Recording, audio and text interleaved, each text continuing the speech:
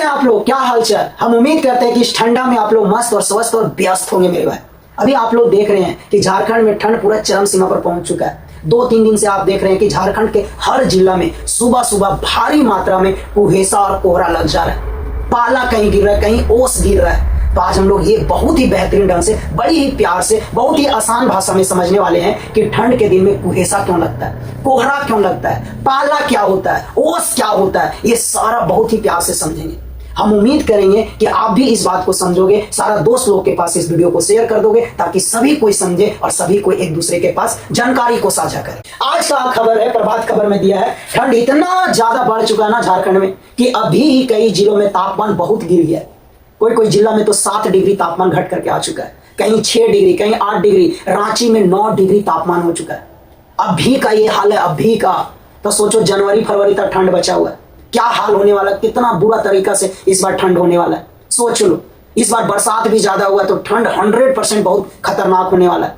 बहुत मुश्किल कर देगा लोगों को इस बार ठंड। सभी कोई बच करके रहे, सुरक्षित रहे, स्वस्थ रहे। देखिए, हम लोग जानते हैं कि पृथ्वी के नजदीक का जो हवा होता है वो गर्म हवा होता है, और जैसे जैसे आप पृथ्वी को ऊपर चलते जाओगे, ऊपर के हवा आपको ठंडा मिलते जाएगा। जैसे जैसे पृथ्वी से आप ऊपर बढ़ोगे, ऊंचाई पर पहुंचोगे, जितना ऊंचा चलते जाओगे, ऊपर का हवा उतना ही ठंडा होते चला जाता है। और पृथ्वी के जितना नजदीक हवा, वो कैसा हवा होता है, गर्म हवा होता है। कैसा हवा होता है, गर्म हवा होता है। और ऊपर की हवा कैसा होता है, ठंडा हवा होता है। इसलिए जब हवाई जहाज आप चढ़ते होंगे तो आपको हवाई जहाज से कभी भी फेस को बाहर निकालने का अलाउ नहीं है। पैक रहता है, उसका खिड़की दरवाजा पैक रहता है, क्योंकि ऊपर का हवा जो है बहुत ज्यादा ठंड होता है। तुरंत सांस रुक जाएगा, वहीं टेंटे हो जाओ। इसलिए हवाई जहाज से आपको फेस नहीं निकालने के लिए बोला जाता है। खिड़की ही लॉक रहता है, कहां से निकालो। तो क्या होता है, तो पृथ्वी के नजदीक में जितना वायु है वो गर्म होता है, और जितना ऊपर जाओगे ऊपर का हवा क्या होता है, ठंड होता है। और हम लोग जानते हैं कि वायुमंडल में बहुत सारे गैस है, धूलकण है, और साथ ही साथ मेरे छोटे वायुमंडल में जल का छोटे छोटे कण भी होता है, जिसको नमी बोलते हैं। नमी भी होता है वायुमंडल में, यानी जल का कण भी होता है, छोटा छोटा अंश भी होता है जल का। तो हमेशा पृथ्वी पर का जल का वायुमंडल में, यानी वायु में जो जल का कण है उसका हमेशा वाष्पीकरण होते रहता है। हमेशा वो भाप के रूप में बदलते रहता है, उसका वाष्पीकरण होते रहता है। और वो वाष्पीकरण होकर के कहां जाता है, ऊपर जाता है, ऊपर चल जाता है।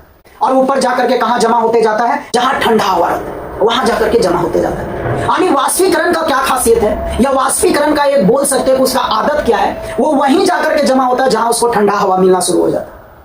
इसलिए गर्मी के दिनों में नीचे का जितना भी, जमीन पर का जितना भी पानी है, या वायुमंडल में जितना भी पानी का अंश है, वो सभी वाष्पीकरण होकर के भाप के रूप में ऊपर उड़ करके ऊपर जमा हो जाता है, ऊपर में जाकर के बादल का रूप ले लेता है। मतलब जमा ऊपर में होने लगता है, वहीं जाकर के बादल बन जाता है।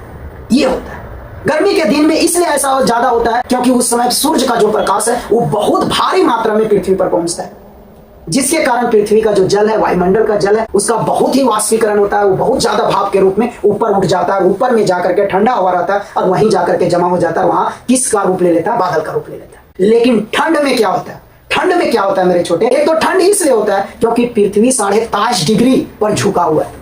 पृथ्वी कितना डिग्री पर झुका हुआ है, 23.5 डिग्री पर झुका हुआ है।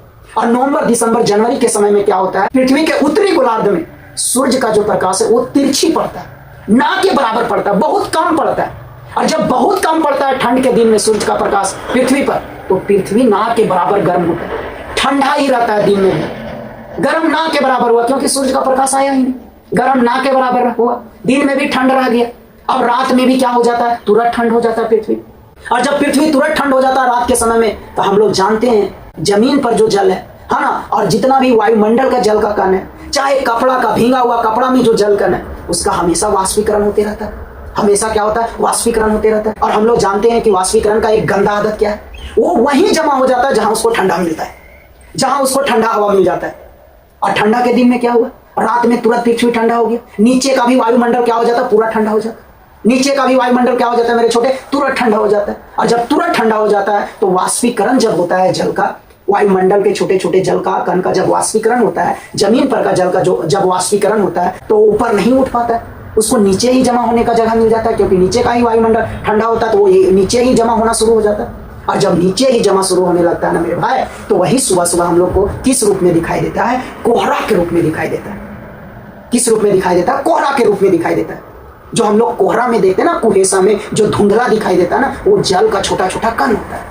उसको ऊपर जमा होना चाहिए, लेकिन ठंड के दिन में वो नीचे वाला वायुमंडल ठंड रहता है, इसलिए वो ऊपर ना जाकर के नीचे ही जमा होना शुरू हो जाता है।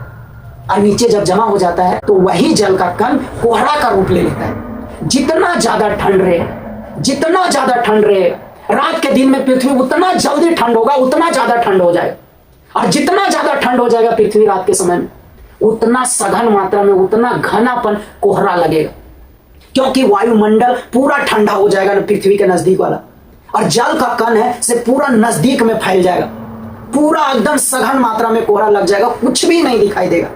तो जब पूरा सघन मात्रा में लग जाता है, जल का कण फैल जाता है, तो उसी को बोलते हैं कोहरा। जब कुछ भी नहीं दिखाई दे, 400 मीटर, 500 मीटर, 600 मीटर, 700 मीटर या 1 किलोमीटर के बाद कुछ भी नहीं दिखाई दे रहा, दूर दूर तक कुछ भी नहीं दिखाई दे रहा, तो उसको बोलते हैं कोहरा। और जब ठंड थोड़ा कम है, थोड़ा ठंड कम है, तो उस दिन क्या होगा, रात के टाइम में पृथ्वी थोड़ा धीरे धीरे ठंडा होगा। और जब धीरे धीरे ठंडा होगा तो जल का कण, कुछ ही कण बहुत कम मात्रा में नीचे वो लटकेगा, नीचे ही रहेगा, जिसके कारण जब वो नीचे कम मात्रा रहेगा तो थोड़ा सा दूर दूर तक दिखाई देगा, कम धुंधलापन दिखाई देगा, मतलब कम घनापन दिखाई देगा, थोड़ा दूर दूर तक वो दिखाई देगा हर चीज, तो उसी को बोला जाता है कुहेसा। अगर दूर दूर तक कुछ दिखाई दे रहा है, कम धुंधलापन लग रहा है, कम घनापन लग रहा है, तो उसको बोलते हैं कुहेसा। अब क्या होता है, जब बहुत ज्यादा ठंड हो जाता है, बहुत ज्यादा ठंड बढ़ जाता है, तो दिन भर पृथ्वी ठंड रहता है, रात में पृथ्वी धड़ाम समय ठंड हो जाता है, जिसके कारण वायुमंडल पृथ्वी के नजदीक नजदीक ठंडा हो जाता है, जिससे जल का जो कण है वाष्पीकरण होकर के नीचे ही लटक जाता है। और वो होता क्या है, जल का जो कण होता है वो बर्फ के रूप में छोटा छोटा कण में बदल जाता है। जल का जो कण होता है वो छोटा छोटा उसका कण बर्फ के रूप में बदल जाता है, और वो जब नीचे गिरने लगता है तो उसी को बोलते हैं पाला गिरना, पाला मारना। तो जितना ज्यादा ठंड रहेगा, अगला दिन समझिएगा पाला गिरेगा, उससे हल्का ठंड कम रहेगा, हल्का कम ठंड, तो उसके अगला दिन कोहरा लगेगा। और कम ठंड रहेगा, नाम मात्र के ठंड है, और अगर अगला दिन आपको धुंधला दिखाई दे रहा है, हल्का फुल्का, तो उसी को बोलते हैं कुहेसा। कुहेसा मतलब कम ठंडा, कुहेसा का मतलब कम घनापन, कम सघन, जल का कण कम लटका हुआ है नीचे वायुमंडल में, दूर दूर तक वस्तु दिखाई देगा, लगभग 1 से 2 किलोमीटर तक दिखाई देगा, तो उसको बोलते हैं कुहेसा। और अगर ज्यादा ठंड रहेगा तो अगला दिन जो जल का कण है वो नीचे ही लटक जाएगा, पूरा घना मात्रा में, पूरा सघन मात्रा में, दूर दूर तक कुछ भी नहीं दिखाई देगा, है ना, 500 मीटर, 600, 700 या 1 किलोमीटर के आगे कुछ भी नहीं दिखाई देगा, तो उसको बोलते हैं कोहरा।